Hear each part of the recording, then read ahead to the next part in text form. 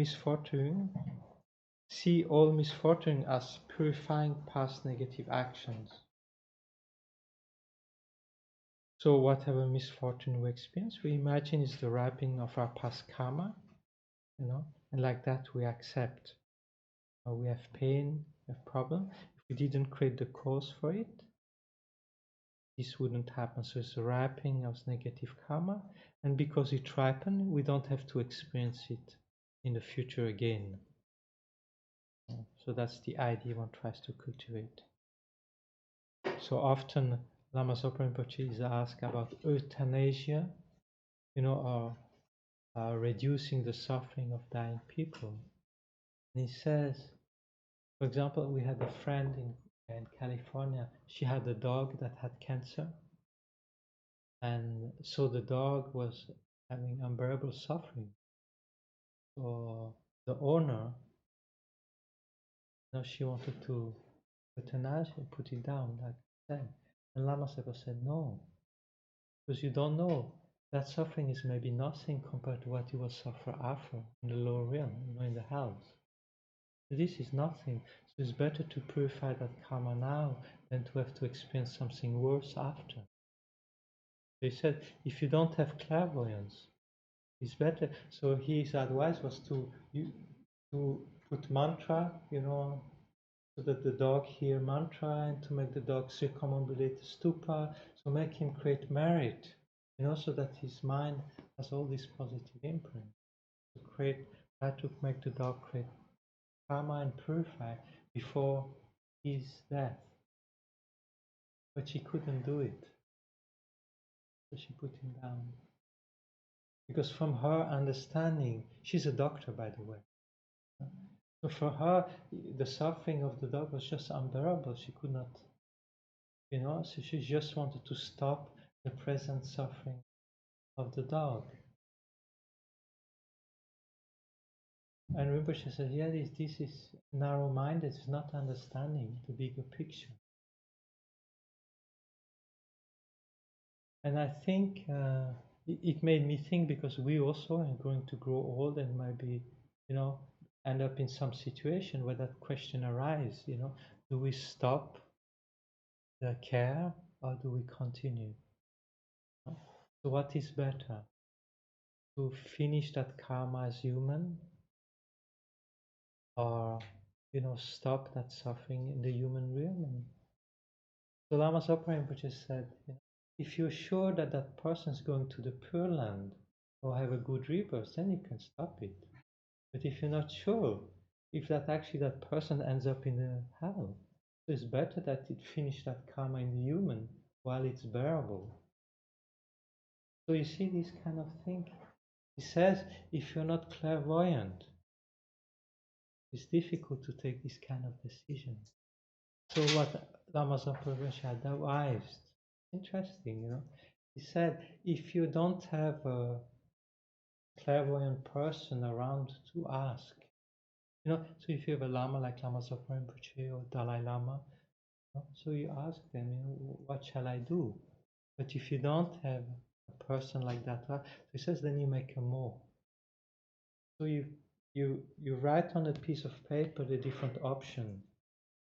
You write on a piece of paper, best, to stop, how to say, the care, the extension life care, life support, thank you, to stop the life support or continue the life support. So you put a different option on a piece of paper, then you roll them up and you put them in a bowl, and then in front of a statue or stupa or front, imagine there to be all the Buddhas that give you the answer.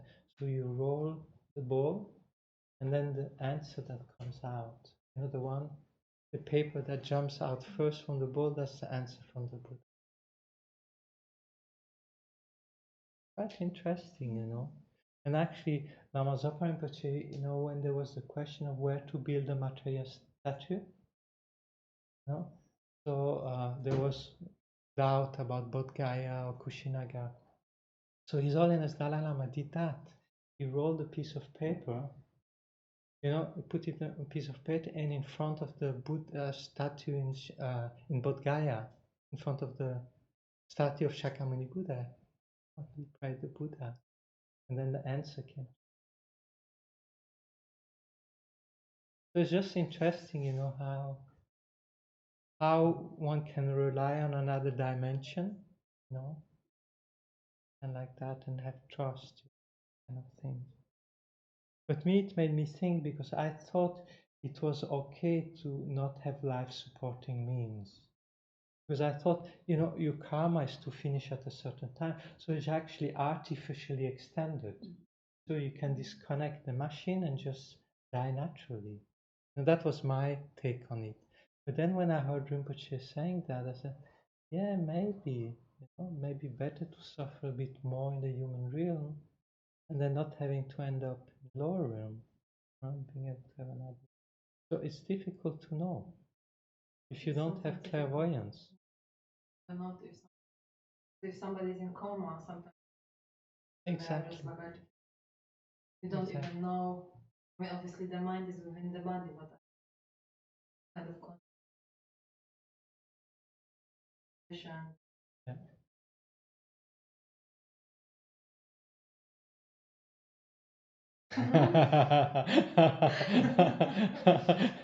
Yeah, that's it. Yeah. I do have also a question. For example, this dog. How do you know, or how does somebody know, right? Is it a compassion I want to,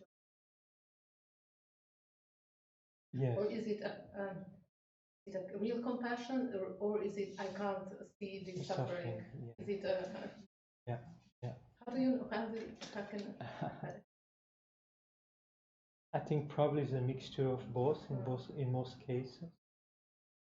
You really love your dog, you know, it's somebody you're very attached to, so you really care, right? But also you cannot bear to see it suffer. mother was heart stuff? I think we can open it, we'll make some draft. It's a little sticky. Shall we try to open the door?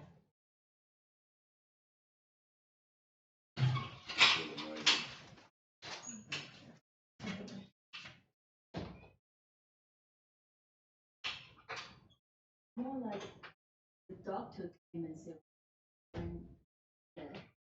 but due to the law, once they got hooked up to things, they cannot, by law, unless the body. Yeah. Doctor, in that longest time was 1 week.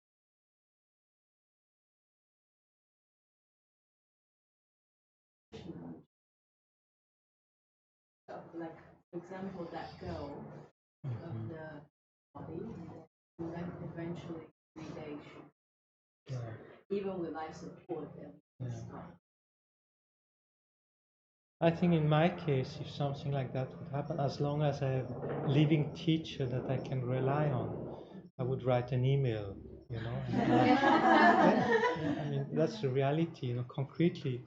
If something happened to somebody around me, I don't know how to handle it, it's not clear, I would ask advice. You know? And if there's nobody to ask advice, then I would just make prayers and try to use my best judgment. You know? And like with the knowledge I have, you know, you can always do medicine Buddha puja and all this prayer to transfer consciousness, you know, you can do all these things. So you can do things to help, but for those people who are life support, just kept going because the body always was a practice hard to keep our mind, you know, be able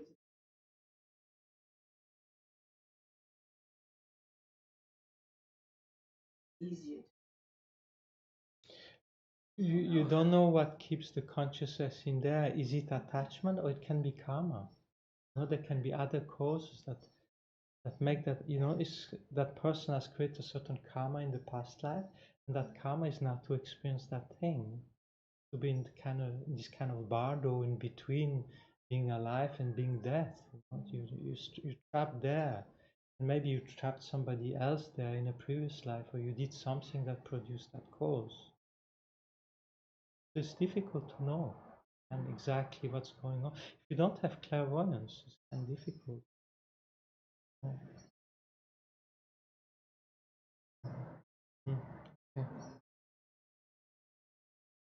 Immediately apply this mind training to whatever happens in your life. You know? So, for example, Lama Zopa Rinpoche recently gave this example. Geshe Lama Konchot at Kopan, during the monsoon, he was going down the stairs in front of Kopan with his flip-flop, and he slipped and very badly banged his hair on the floor. And he was so happy. Oh, I take all the obstacle to the life of His Holiness upon myself. You know, the thought that came to him when he had this pain, oh, I take all the suffering, all the obstacle to the life of His Holiness upon myself. And he was so happy, you know. And then when he met Lama Zopa Rinpoche, he told him, you know, I'm so happy, you know, because he had this bleeding here, you know, and Rinpoche asked him, what happened? Oh, I slept and I took all the His Holiness obstacle to life upon myself. You know? So you see, whatever we face, try to use it as this mind training. And then he gave the example of Geshe Jampa Wangdu in Dharamsala. He also, you know, had shortened his life. He took there at some point there was some obstacle to the life of His Holiness, some hindrance. So he took this obstacle from His Holiness upon himself. Okay, like that.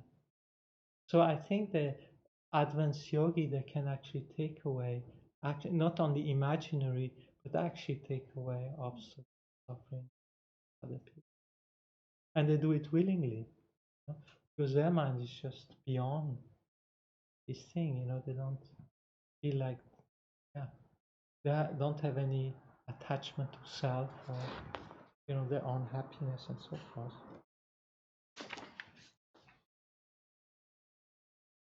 So I think it's interesting, you know, whenever you have pain, so the first thing to do, imagine, oh, I take the problem of other people on me.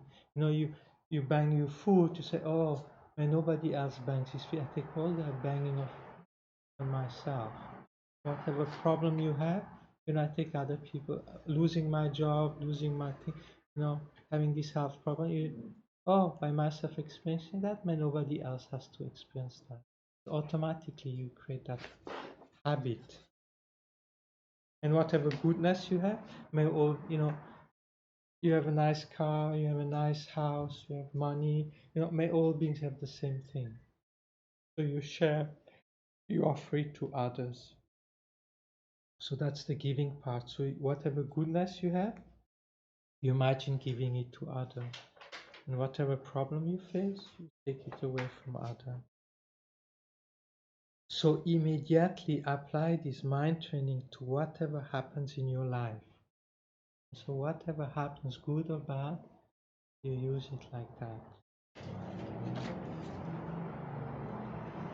Then enhance your progress with 4 activities. So accumulating merit.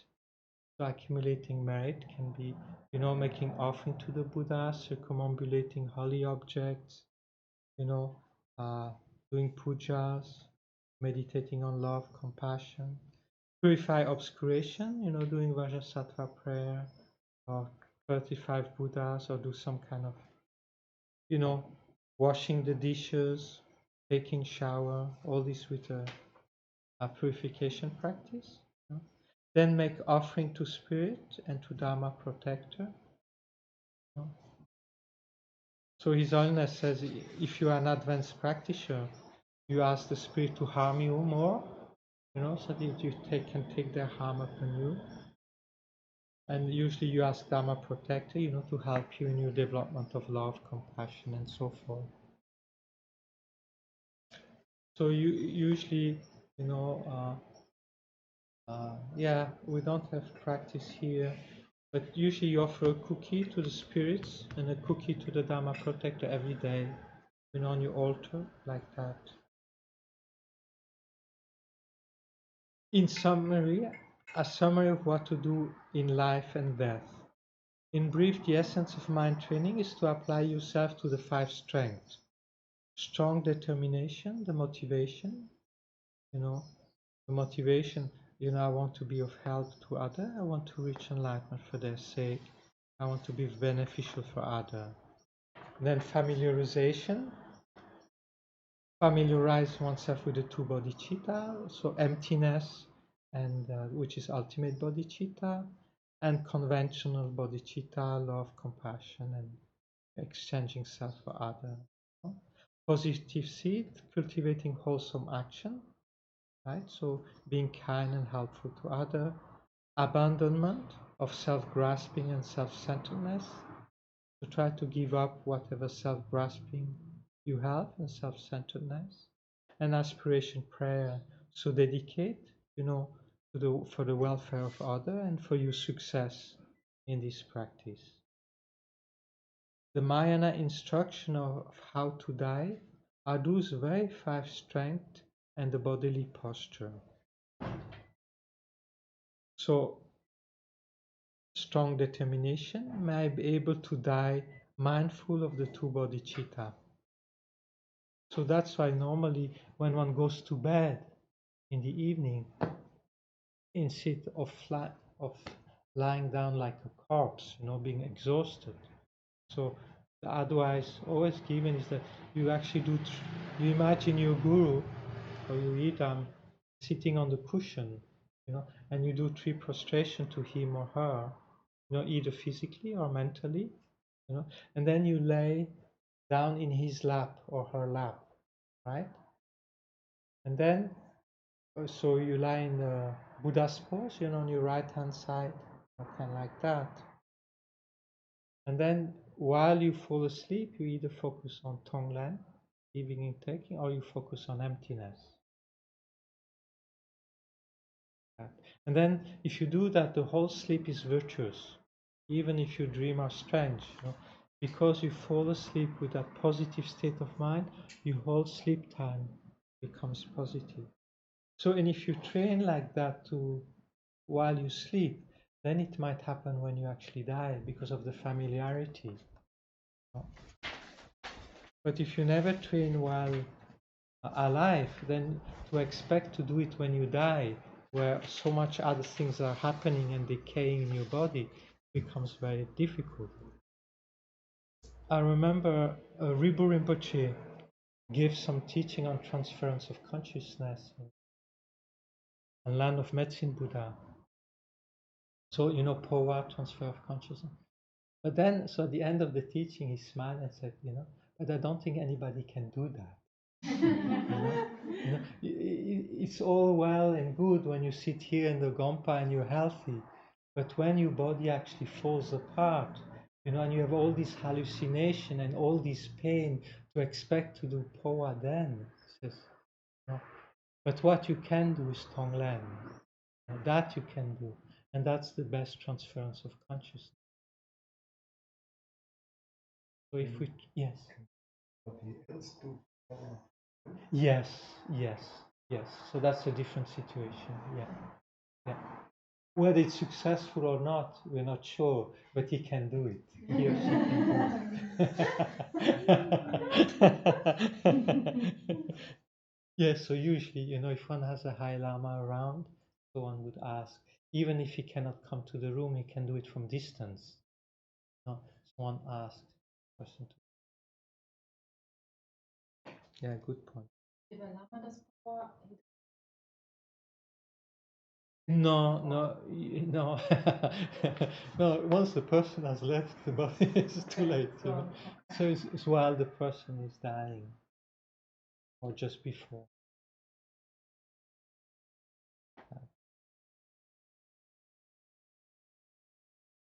And actually in the Lama Chopa, there's a verse of 4 lines.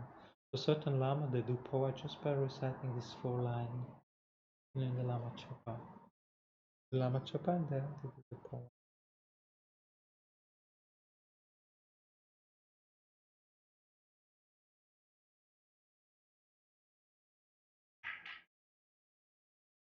So familiarization, meditate on the two bodhicitta till the last breath. Positive seed, offer you belonging to those who have been kind to you, as well as to your teachers, the three jewels, and the poor. So you see, they say actually it's better to offer you possession before you die than to let your relatives do it. Because if your relatives do it, they create the positive karma. If you give it before you die, you create the positive karma. It's better for you to do it than for them. You know? So some people, so I think it's good sometimes to write a will, before. So it's like giving to other, kind of like abandonment, purification of non-virtuous deeds. So you see, doing Vajrasattva, purification. And for those which have done an approximation retreat, they can do self-initiation, or some people else around them can do self-initiation. And that's why it purifies the Pratimoksha Bodhisattva and Tantric vows. May I never be separated from the two, then the aspiration prayer. May I never be separated from the two bodhicitta in all my future lives. And may I be born in a pure land or as human. So you have this aspiration prayer. May next life, may I never be separated from teaching on bodhicitta and emptiness. May I meet, very young, may I meet these things. And may I be born in a pure land. So you see, in the Pure Land, you're born in a lotus and you're 16 years old with a light energy body. So you don't need to go to the womb of your mother and come out and you don't need to go that process. You're still 16 years old and you have all your sense faculty, things like that. And you're useful and things. And then there's the Buddhas around, the Daka, Dakini, and you straight get teachings. And you straight get, and you don't need to work, you don't need to sleep, you don't have any problem. You could just spend your time meditating and get teaching and reach enlightenment. So to be born in Pure Land is very good. And then you do that in order to get all the Buddha's qualities, and then you reborn in countless realms as human, as animal, as whatever, to help beings. Then you never, forever you help beings, but you don't have any more problem yourself. You're free from all your obscuration. So we should try aim to get there, because the human realm starts becoming heavy. It's getting hot here.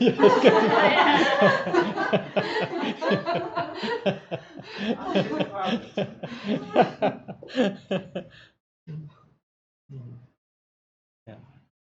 And then one point I like in this text is the 5th point, measure of success in mind training. So that's you exam whether you have passed the exam or not. You read that.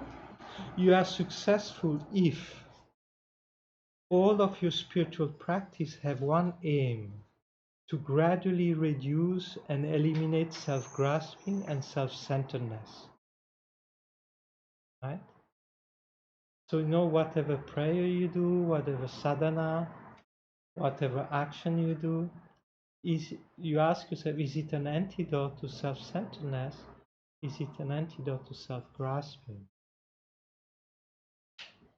So you're successful if actually all your actions are an antidote to these two. Of the two witnesses, you rely on the main one. Rely on yourself instead of others.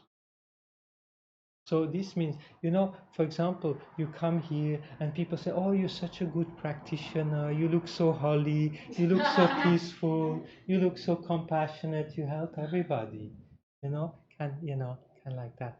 But then, so that's the outer witness, how people see you. But then you have to look inside, is that really true? Am I really like that? So you rely on that witness more than on what other people think about you, So you are the judge, how much, what you really think, what you really feel, what you really care about the other more and self, whether you really eliminate self-grasping or not.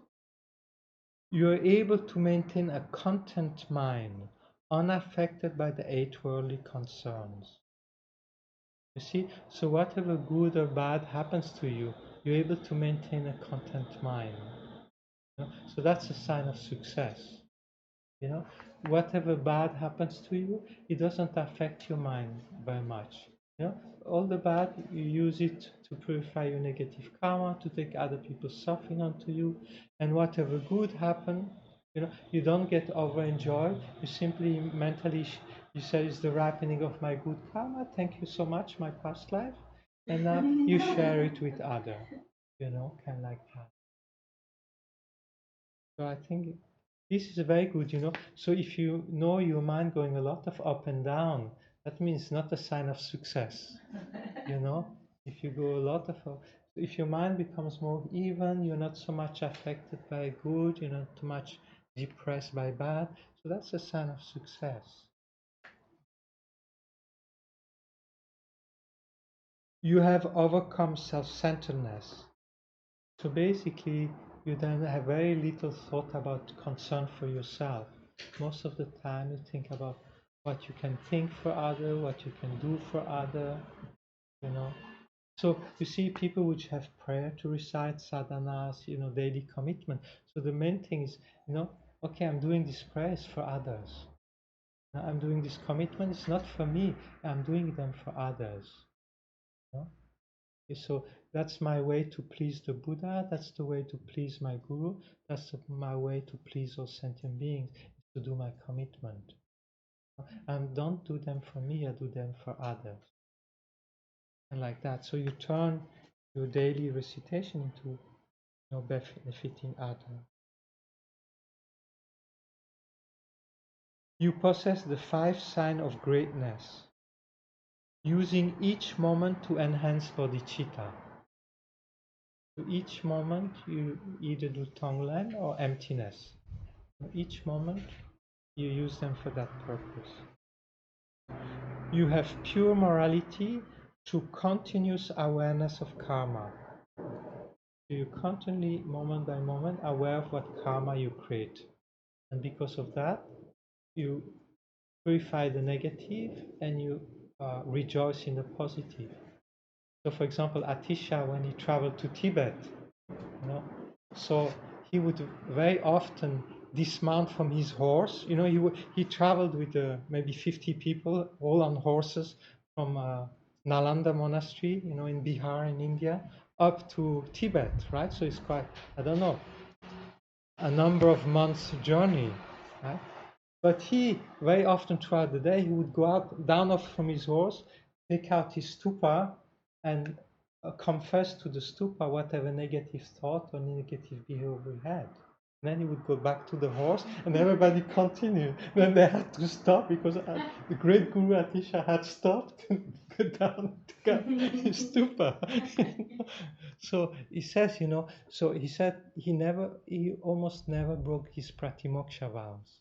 But he says his bodhisattva vows were more difficult, and his tantric vows was like rainfall. You know? So if that was the case for Atisha, you know, which was his great guru, you know, what about us? You know? But the point is not so much how to say to do it. The point is to be aware that you're doing it. You know, we are not even aware of the vows we have. Because of that, we are not even aware that we break them. Because we are not aware that we have them. So we think we are quite all right. You know? But it's just due to ignorance. You know? It's just due, you know, we're like the ostrich that put our head in the sand and said, there's no problem down there at all. So that's why, you know, I like personally to read my 3 types of vows every day, which you're supposed to do when you recite the 6-session Guru Yoga. You know, so there you know the vows you have by reading them. Then you regret those you break, and then, you know, and you purify them straight by. Actually, most vows you don't break them if you read them, because you have to, how to say, not know you have them for more than 4 hours. So to have a complete breach is actually difficult, except giving up bodhicitta and having wrong views. So the wrong views there is not believing in karma and in rebirth. If you don't believe there's karma or rebirth, then the whole thing will collapse. And if you give up bodhicitta, the wish to reach enlightenment, the whole thing's collapse. Right? So these two, but all the other ones, even if you break them, if you're aware and you don't rejoice of having broken them, you have no, if you have a regret, then it's not a full bridge. But actually, so it's quite, so to read them, to know that you have them, then just by doing that, actually you restore. Very nice.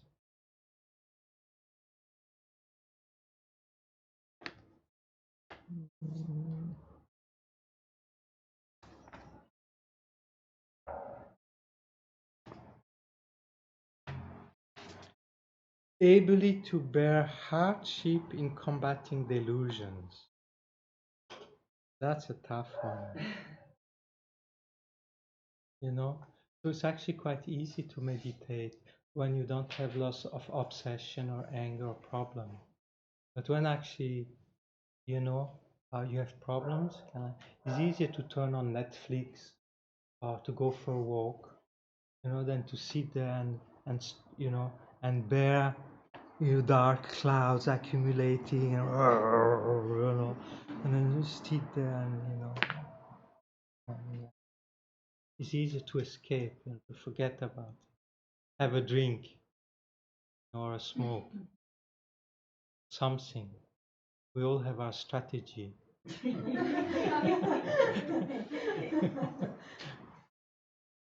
So actually, in the teachings, Lama Tsongkhapa explains, you know, so even when you have this great wave of anger or attachment, obsession or doubt arising, you know, he said you can still pray to your guru.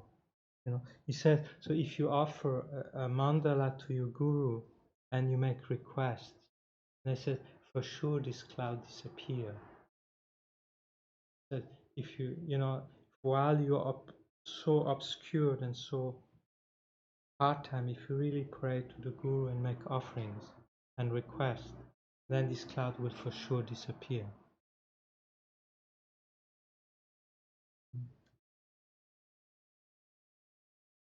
But we don't do it, we do something else. It seems to be easier. Okay.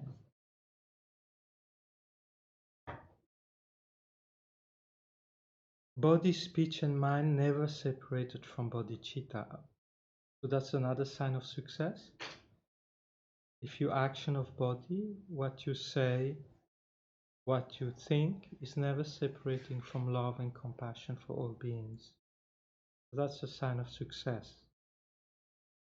And if you're well trained in the sixth perfection, that's another sign of success.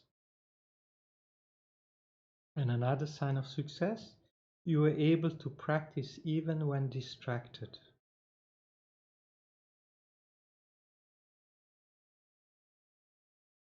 For myself, I like to read those from time to time, you know? And then you see all the work that still needs to be done. You know, you can pretend this and that, and you read that. Oops. Okay. Then the mind training commitments. So these are the, you know, the things that we aspire to do. Is actually, again, it shows you if you can do those things easily, then there's a, you know, you're doing quite well. And if not, that's what you have to work on. Always abide by the three principles. Your mind training should never contradict your vows. You know, never think that it's okay, you know, to do some negative actions because you're a bodhisattva or because you train in love and compassion. Nor become a cause of arrogance. Oh, I'm a practitioner, you know, I feel superior. I don't think there's many Westerner. I haven't seen Westerner having that problem very much. Sometimes you see that some people practicing Tantra before they're ready. Sometimes you see some arrogance there. But I don't see many people having arrogance when they train in love, compassion, Boddhicitta. And should be impartial. So this is more difficult, you know. If one doesn't, if one is not careful, one can develop love and compassion for certain class of being in our life, but not for all living beings. You know?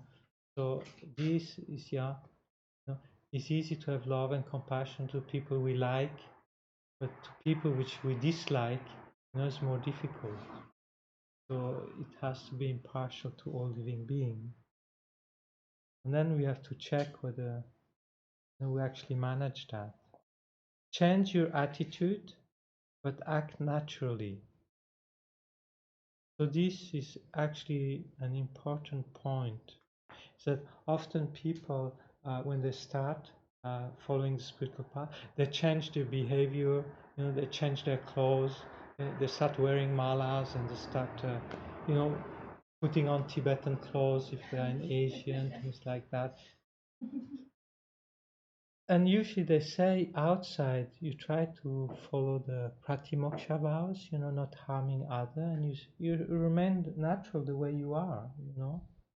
And but inside, you know, you transform your heart, you know, you develop. You don't show that you work on love and compassion, you know. You do it secretly. You do it in your mind, you know. You don't make a show outside. And then secretly, deep inside, if you practice tantra, so nobody needs to know, you know, what you do at that level. Kind of like that. So that's how one practice in general.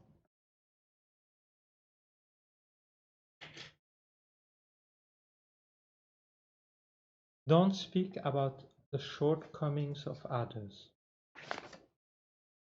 So this is a good advice.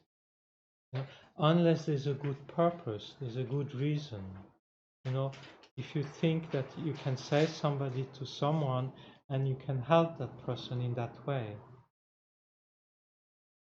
But otherwise, if there's no benefit, you know, so to speak to a third person about it often has no benefit. And don't even think about them.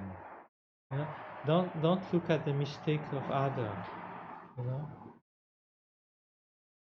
you see, if you think about the mistake of other, it's difficult at the same time to think that that person has been my dear mother, has been so kind to me. You know, so you see, it undermines your love and compassion. You know, deal first with your strongest disturbing emotion. You know, so your strongest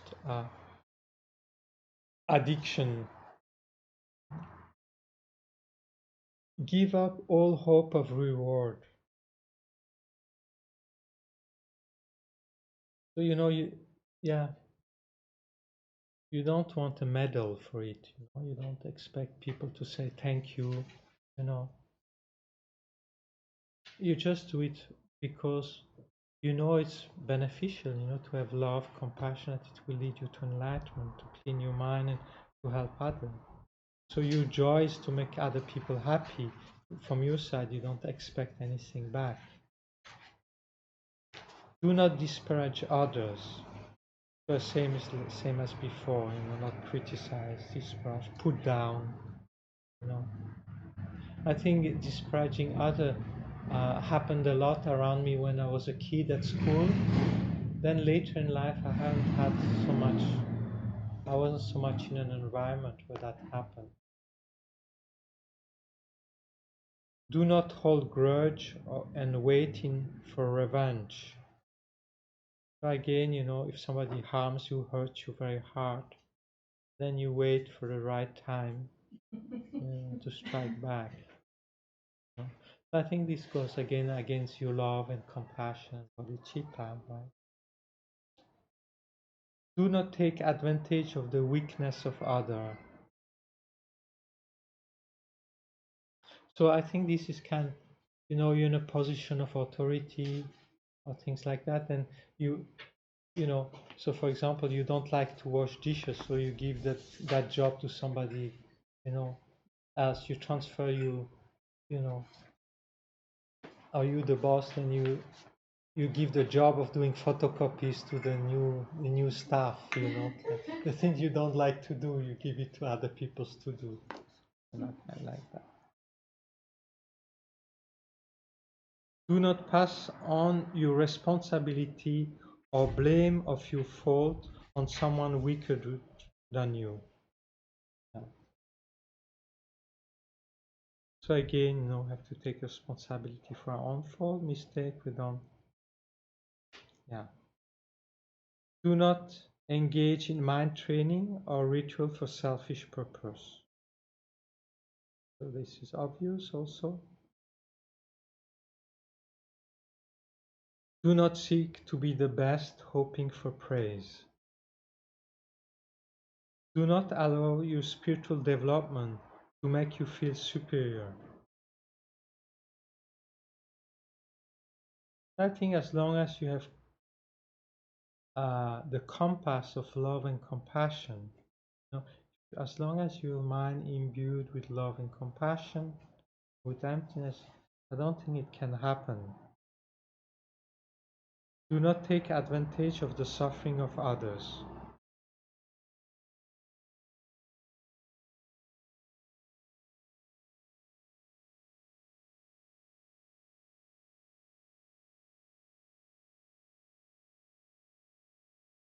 So one example they give, you know, somebody is sick, you know, oh, he's sick and disabled, he doesn't need his bicycle anymore. You know, I can take his or her bicycle. You know, I can, you know, other people have certain problem and they say, oh, they don't need that anymore. I can use it. I can have it. And then the advice of mind training: maintain awareness of either ultimate or relative bodhicitta in all your actions. You see, it always comes back to that. You know, never let your mind never separate from either emptiness or love and compassion. Remember the two activities, one at the beginning and one at the end. You start an action. What is my motivation? What's my reason? Why I do that? And at the end, you seal it with you know, offering it to others, offering it towards enlightenment. Be patient with whatever happens, good or bad.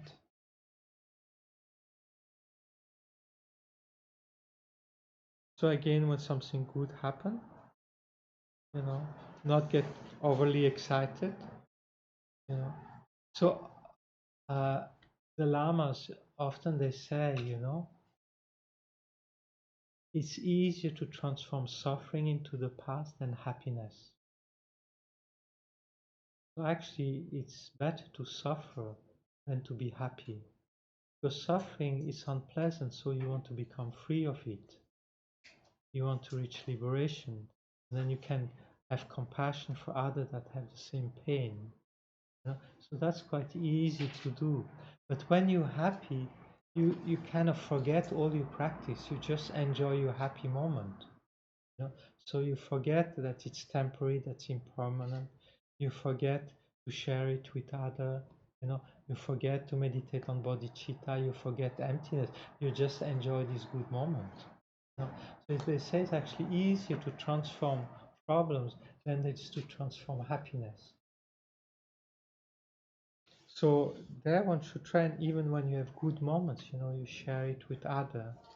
You know, mentally, you use it. You also meditate on the emptiness of your good moment, and you train in love and compassion with your good moments. In all situations, uphold your precepts, including the mind training ones.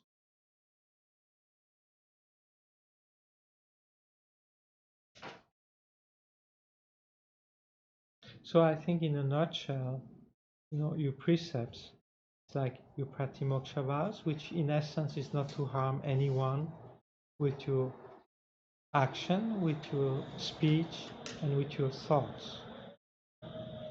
And then the bodhisattva vow, is, to cherish other more than self, to care more of other. Let your mind not separate from love and compassion. And then the tantric vows is to have pure view. So never let your pure view degenerate.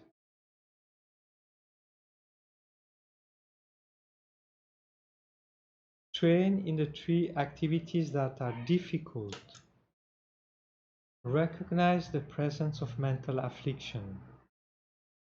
So when you have desire or attachment, you know that you have desire and attachment.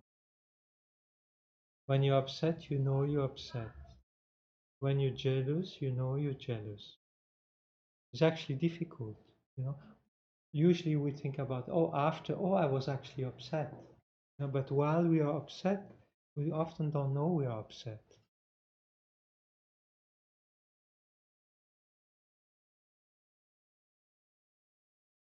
And then, so the next step is, once you are aware, you recognize. So what is a mental affliction?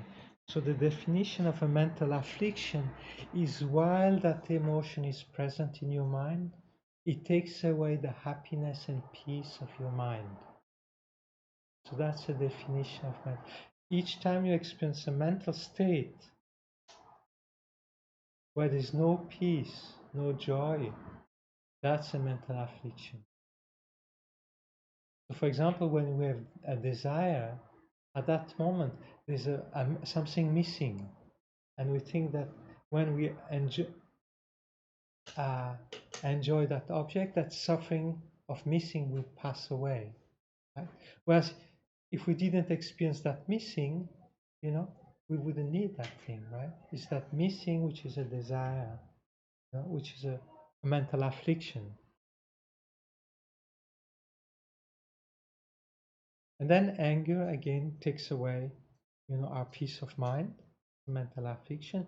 Jealousy also takes away our peace of mind. Pride takes away our peace of mind. So all the mental affliction, they have this characteristic of taking away our peace of mind. So whenever we are aware there's a mental affliction present, then we apply antidotes. Right? So there's an antidote to each mental affliction, and there's one antidote that works to all mental affliction, and that's emptiness. So if you know how to meditate on emptiness, you can dissolve with one method, you can dissolve all mental affliction.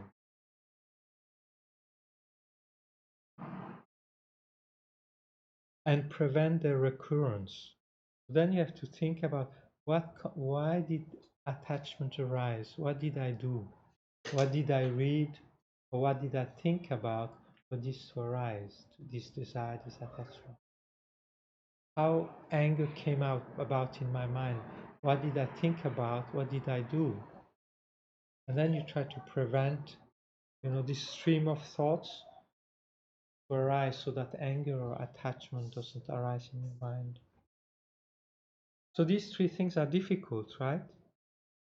So it's difficult to recognize that the mental affliction has taken root in your mind, that your peace has disappeared. Difficult to recognize.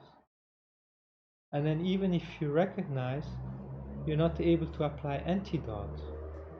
And even if you're able to apply antidote, you're not necessarily are aware how it happened, and you can prevent it from happening again. So these 3 things are difficult to do. Acquire the 3 essential factors for spiritual growth. The first is to have a qualified teacher. The second is a mind intent on practice. And the third, the supportive material conditions. So try to acquire these 3 things. So try to get a teacher or teachers, plural.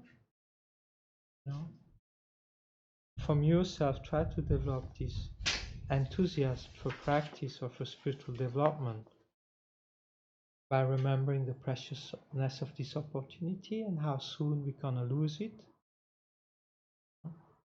and the supportive material condition. So you need to have, enough wealth or housing or food, whatever works for you, for having the material condition to develop, to spend time on your spiritual practice. Do not let these three degenerate: devotion or respect for the teacher, enthusiasm for mind training, and wish to help all beings. So I mentioned that yesterday, how important is this devotion to the teacher, So this is really crucial if you create, so not everybody that teach Dharma is your teacher, but when you make that commitment to a person or to those persons, so how much progress you make depends on how much blessing you receive from them. And how much blessing you receive depends on how pure your view is.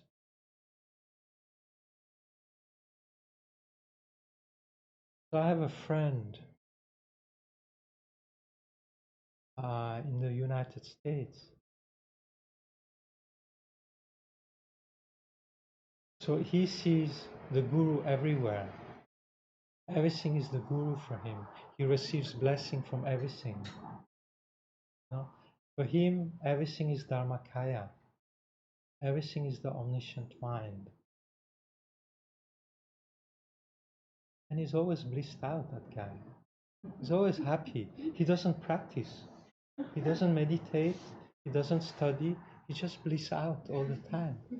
And I said, but how do you do? I see the Guru everywhere. The Guru is everything. Everything is bliss, emptiness. Everything is the Guru. And I receive blessing all the time. Wow. But there are people like that.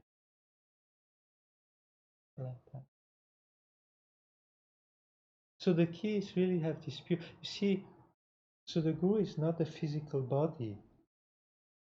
The Guru is the Dharmakaya, the omniscient mind that pervades everything. Right? So the omniscient mind manifests as the Dalai Lama, manifests as Lama Zopa Rinpoche, manifests as the deities, manifests as the Bodhisattva, or manifests as a dog, or as a flower, or as food. So if you have the right view, the right perception, everything is Dharmakaya. Everything is bliss and emptiness. Everything is a teaching. Everything is the Guru speaking to you. The car passing down the road is the Guru teaching you. Everything can be a teaching if you're in the right frame of mind.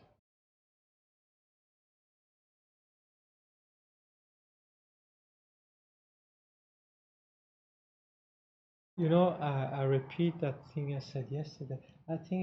I like that thing. I don't remember what it's a Kagyu Enigma Master.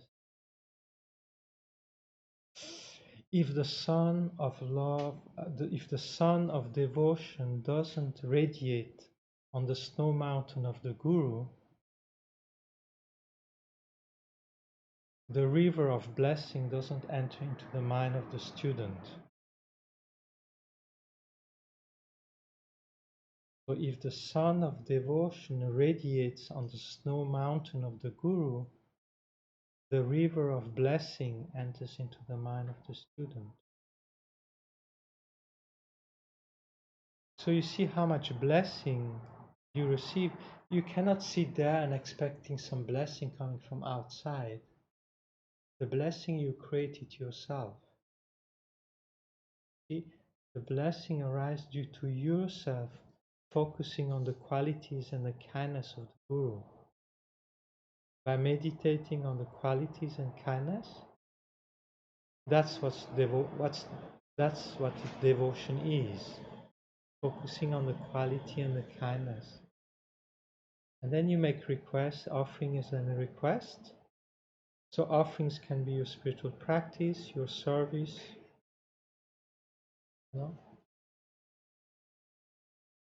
And then requesting for him to transform your mind. Request him you know, to grant you Boddhicitta, emptiness, clear light, illusory body, everything.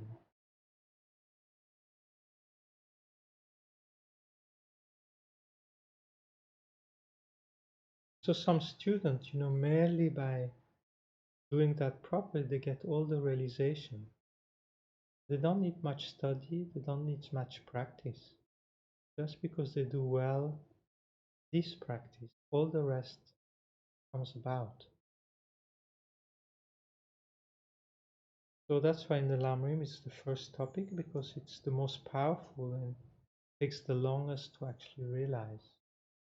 But if you do that, all the rest comes easily. So that friend of mine, he didn't study much. He hardly opens a Dharma book, you know, and he hardly does any prayer or meditation. But he sees the Guru everywhere all the time. And he's completely blissed out all the time. And so happy, he has a warm heart, he's helpful to everybody, always smiling, always telling jokes, making people happy around him. He's just this happy guy all the time. So you see, he's not normal. You know, he's not the average guy, you know, because he's always happy.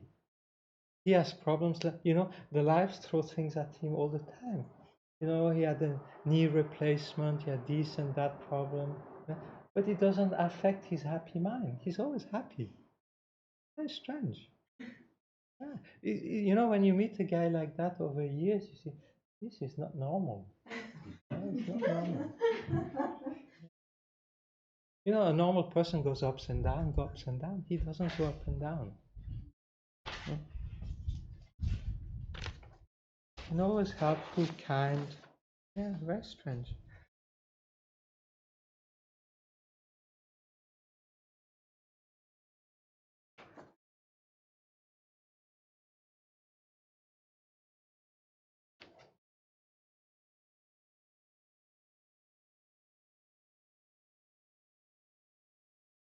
Devotional teaching to the teacher, enthusiasm for mind training.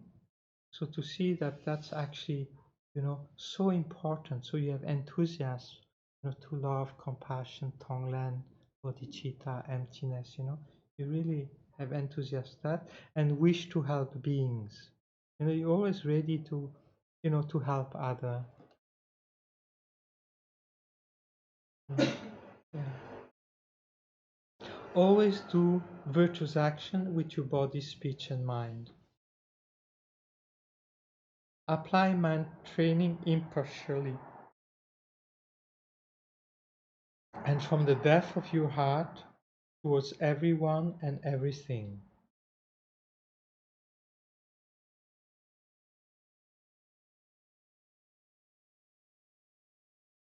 So everything you see, for example, there's not only beings that hurt you. You know, you can,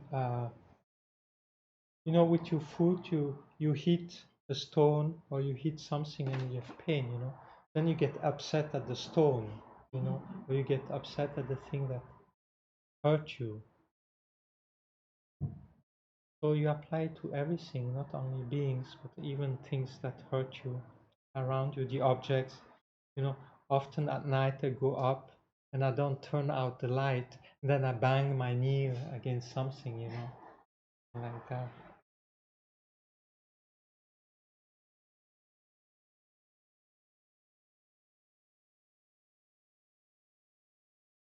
Pay special attention towards those closely related to you. So this is important in the sense that where you're most likely to get upset is with the person with whom you live. You know, that person might do something that annoys you, that irritates you. So even though you have this love and compassion at level, then but that person does something just keeps on irritating you. You have to be to put special care, special attention, you know, to those closely to you, whether your mom, your dad, your child, your partner, some relatives, or your boss, or your landlord or something. We have to pay special attention to those ones, because that's the one whose warm attachment and aversion is most likely to arise. We have to protect our mind from that not to arise, especially meditating on love and compassion and how kind they have been to you, towards those ones you're closely related.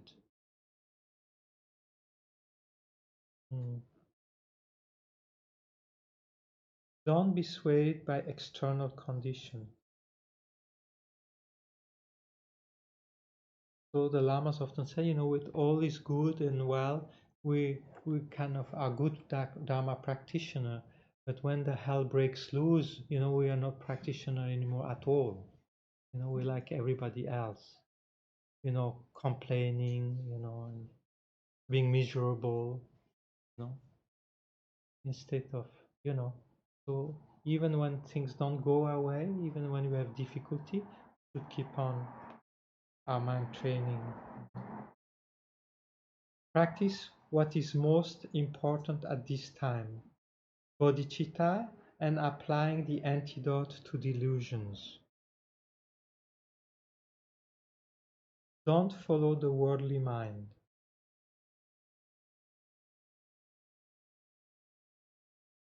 For this we have to be especially careful, when we live in society with our colleagues at work, depending on the environment we are in, people want to make us become like them. Let's go to the football game. Let's become a fan of that football team. Let's go there. Let's go have a beer. Let's go have party. So it's people want to drag us in their thing, and because our mind is weak, if we go there, our practice degenerates. So don't follow that worldly mind. Be consistent in your practice. So this is good to establish a certain discipline. So often that's very difficult for us. We do well when we go to retreats. We go to courses, suddenly, we're doing well, and then we go back to our ordinary environment and the negative habits come back up in our mind.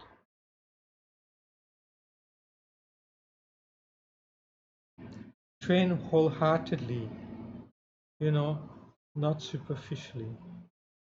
Free yourself from delusion by using investigation and analysis. So always check your mind. Check whether delusions are there or not. You analyze, you check. Like Lama Yeshe, the title of that book, being your own therapist. You are your own doctor. Check the health of your mind. Check whether mental affliction are there or not. Whether you have mental sickness. And if there's mental sickness, you remove it by applying antidote. I think this is a very important point. You have to know when a mental affliction is there, it's suffering, it's unpleasant, right? And then the absence of mental affliction is happiness, is peace. This you have really to think about it very deeply. It's very important. Because we think fulfilling our desire is happiness. We don't think having no desire is happier. No? So we think having our object of attachment or object of desire is happiness. Whereas in reality, having no desire, no attachment is happiness, is true happiness. So instead of wanting the object you desire, you try to give up the desire for the object. And that's real happiness.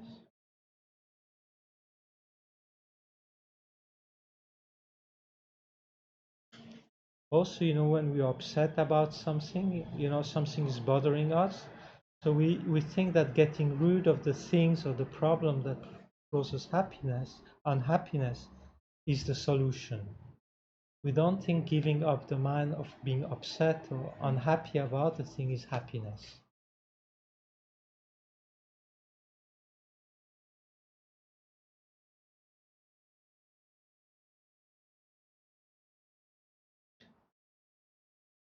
You see, so our ordinary mind, the mind of desire, so you want things to make you happy. And in doing that, you create karma, you create more imprint, more habit of attachment. You know, you reinforce that tendency. So each time you say yes, you agree to a desire, you reinforce desire. Each time you say no to a desire and try to get rid of the mind of desire without getting the object of the desire, you create a habit to become free from desire, and you experience the peace, which is the absence of desire.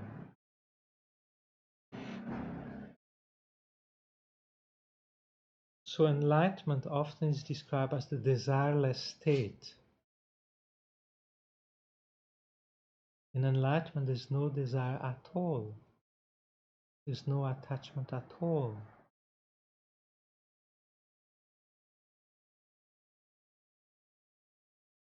So that thing to recognize what is a mental affliction is something that takes away the peace and joy of your mind. That's what is called a mental affliction. That which takes away the peace, joy, happiness of your mind. When you're jealous, you're not happy, peaceful, joyous. When you pride, you're not peaceful, joyous, happy. When you have desire, no peace, joy, happiness. When you're upset, no peace, joy, happiness. So that's the definition of a mental affliction. So when you have love, you can, it's not an affliction. When you have love in your mind, there is peace, joy, happiness.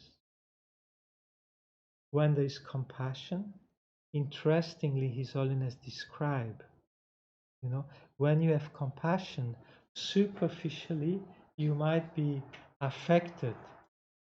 The mind might be superficially disturbed by the suffering of the other person, but underlying that superficial feeling of being disturbed, there is peace, joy, and happiness in compassion. So it's not a mental affliction.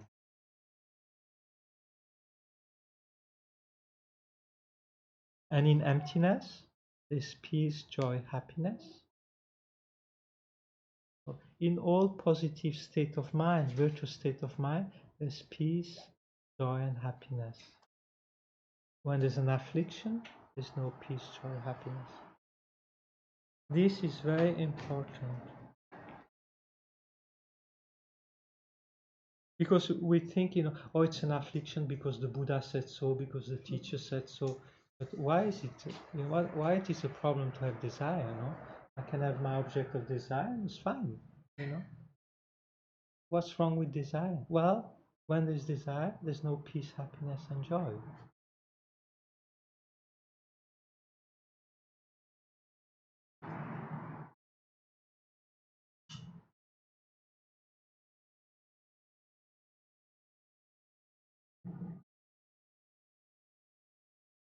Don't boast about your positive actions.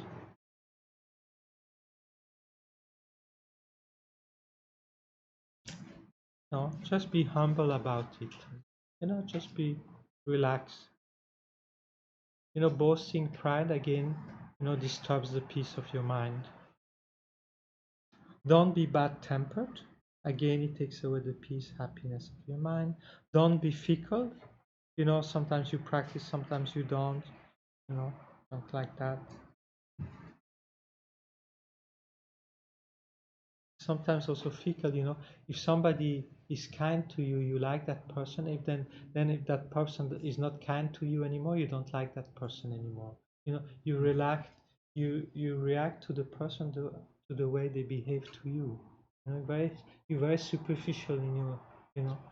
I mean, sometimes you meet people like that, you know, they change their opinion about it very easily, you know, how things react to them, and then, you know, they change. Some days they like you, sometimes they don't like you. You don't know why, you know. You know, it's happened all the time. Or expect gratitude or thank yous. So when you train your mind, you know, you do it for yourself. You do it, you know, to become Buddha for the sake of all living beings. You don't do it, you know, to expect people to admire you, or respect you, or congratulate you.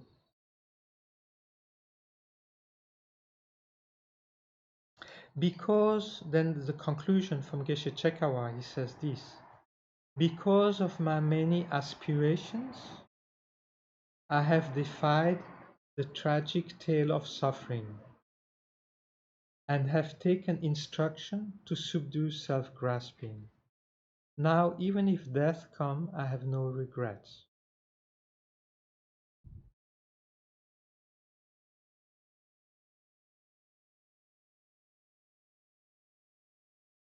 You see, if one trains like that our whole life, and we are able to subdue our mind and have this peaceful, happy mind, you know, even death cannot take that away from you, you know.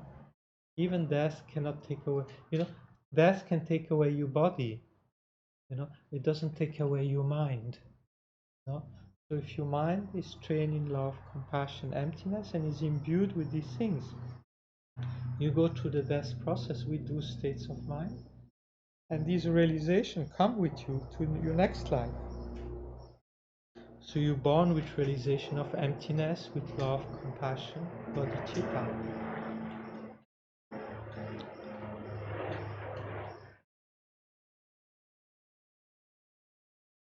I think texts like that are quite nice. I try to read it, you know, from time to time. You know, actually, there's many texts like that. You know, because there's so many, so I try to make how to say, an agenda, and I put, you know, maybe this text I recite once a month, and this text once a week, and then I put in my agenda every Monday or every first of the month. You know, I read, you know, 7-point short training, and then, you know, once a month I read King of Prayer. You know, so that I read, because otherwise you end up always doing the same practice, the same prayer. You know, so to say, oh, actually this, you know, any teaching you have received, you're supposed not to let it degenerate, let it get out of your way, you know. So, but we cannot do everything every day. But it's good to do. I had that. I think some geshe, some lama gave me that trick. So actually, he does like that. You know, many geshes have memorized many texts. So if they would recite all the texts every day, they couldn't. You know, 24 hours is not enough. So they recite it once a month or once a week. They recite, you know, the Madhyamika Avatara, and then this root text, this text. You know, they have all these texts they have memorized or when they were studying. So they recite them regularly so that it doesn't degenerate. I think for us the same. It's good to, you know, whenever you have received a teaching from someone or something, it's not to just go to the teaching and then forget about it and get a new teaching and forget about it, and you know, you have to actually build up, you know, what you get. You know, so, and same thing with the sadhanas. You might not be able to do them every day, you know, all the initiation you have received, but you can say, oh, I do it once a week or once a month, things like that. So it's good to go through, as your spiritual career evolves and you get more and more teaching. It's good not to, because otherwise it's a bit like they say in the Lamrim, you know, you become like a leaking pot. You know, a locked pot that has a hole at the bottom. So no matter how many teaching you receive, you forget everything. You know. So I think it's good to build up. So I try to recite these texts, you know, once in a while.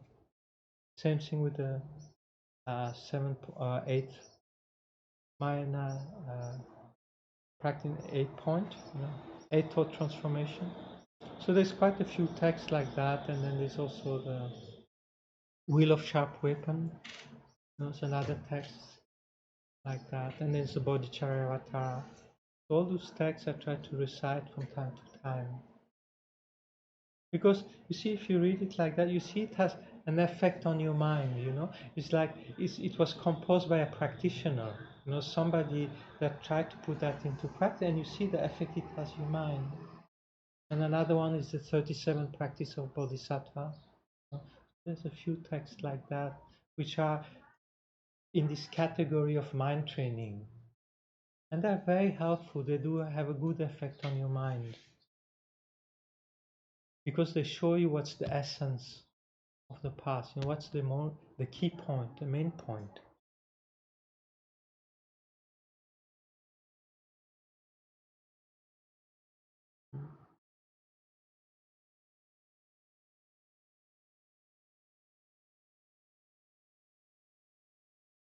So any questions about this?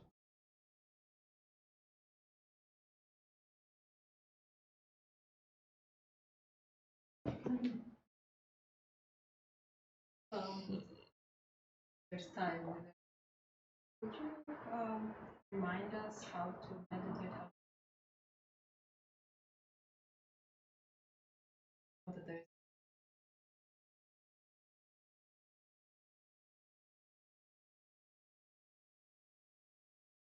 So the main thing, whether you do prostration with bodhicitta or not,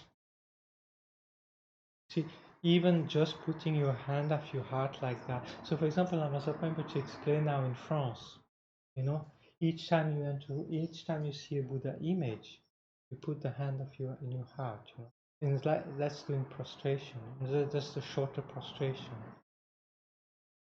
And then if you do it with bodhicitta, it's like, you see, if you do it just yourself, you create the merit of one person bowing down to the Buddha. If you imagine you do it with bodhicitta, you imagine that all living beings, bow down to the Buddha. So the merit is multiplied by the number of beings you imagine bowing down to the Buddha.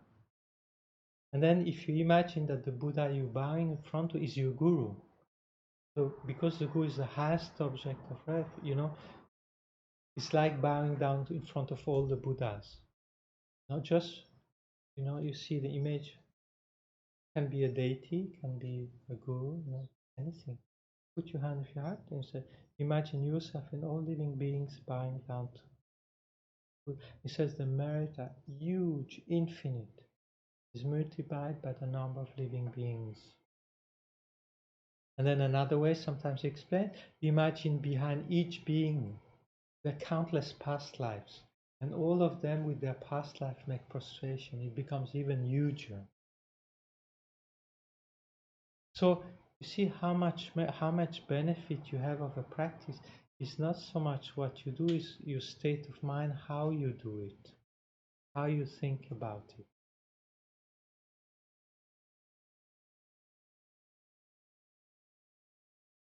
So Lama Zopa Rinpoche says, when you enter into a room and you see image, you put your hand at your heart and you look at each image, and you mentally prostrate in front of that Buddha, imagining that image being your guru. So from the Dharmakaya, this is the Sambhogakaya that comes out of the Dharmakaya in the form of that image or that statue. And you imagine these are your guru, this is His Holiness Dalai Lama, this is Lama Zopa Rinpoche. And you mentally bow down yourself and all living beings. So Rinpoche, he has this very expressive way of saying things. You enter into a room and you see all these Buddha images and you just look at them and you've missed completely the purpose of it. If you don't do like that and mentally process, it's useless. This is not decoration in a room. This is for you to accumulate merit, for you to create positive karma, for you to purify your mind, for you to reach enlightenment on dependence on them. That's how he, and then just ba ba ba ba, you know, and all these expressions, you know. So I said, each time you see an image, you put your hand at your heart, you know, and you mentally bow down, seeing them as your guru. And if you do it with Boddhicitta, he says, wow, you know, more merit than making, you know, then he goes about the scent of grain in the Gangas being as diamond offered to all the Buddhas, you know, and you do that during so many eons, more benefit than that, you know.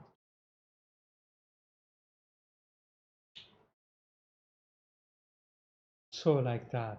But then if on those long prostration, you know, so then usually you put your two hands at the hand, so one hand symbolize method, one wisdom, then you put them together.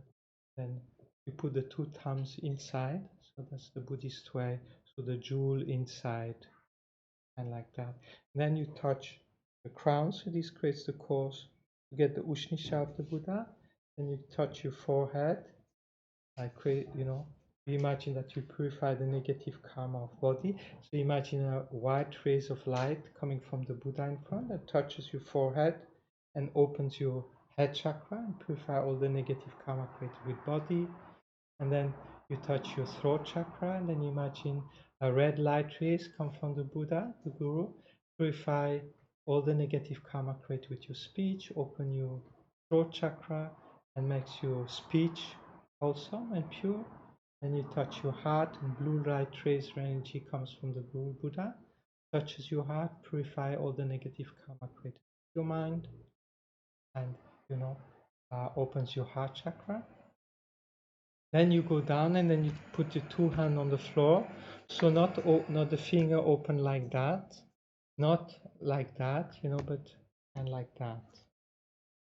So this creates the cause to have the palmed hand of a duck, you know. This creates the cause to have hooves like a horse, you know. So one is supposed to put them flat, you know, kind of, and with a little space in between, like the webs, the finger web of a Buddha. And like that. Then either one touches the forehead on the floor, or one slides, or one jumps, you know, whichever way. And then normally, you know, someone put the head on the floor, and normally one just goes the finger up and comes quickly back up. That's the normal way. In the teaching, it says like that. So Tar Tulku explained that you go down on the, so you don't lay down on the floor.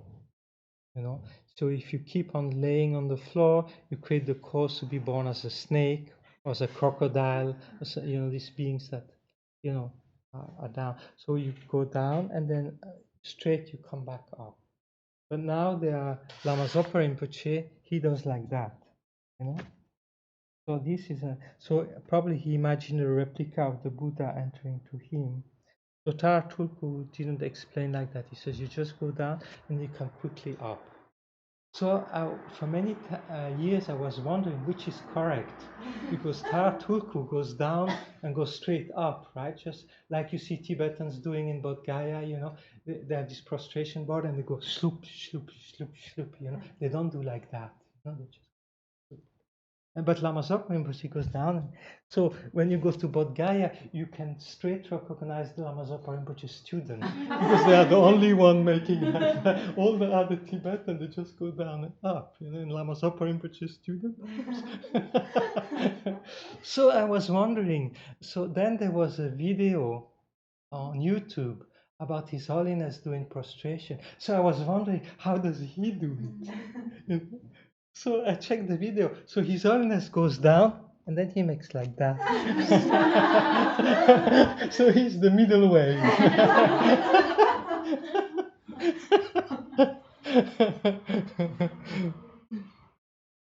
So probably there's different lineage, you know, different way of doing it, you know. Yeah, someone goes down, you know. So either one goes down. So basically, when you lay down on the ground, you imagine a replica of the Buddha entering into you, right? So an image comes out of the Buddha in front and enters into your mind and blesses you, you know. And then you try to raise up as quickly as possible, you know, like that. So you visualize as many Buddhas in front of you can, and yourself surrounded by all living beings. So you touch your crown, and while you go down, you meditate on love and compassion. So you imagine, all living beings, you lead them to do prostration, then you touch your tree door, purifying your actions of body, speech, and mind. Then you lay on the floor and you imagine a replica of the Buddha enter into you. And then while you raise, you meditate on emptiness. So there's no I doing prostration, there's no prostration, there's no body, no mind, there's no Buddha, kind of like that, and you raise. So that's how it does. And then with the speech, we recite mantra, or we recite the refuge formula, or we recite the names of the Buddha. That's how prostration.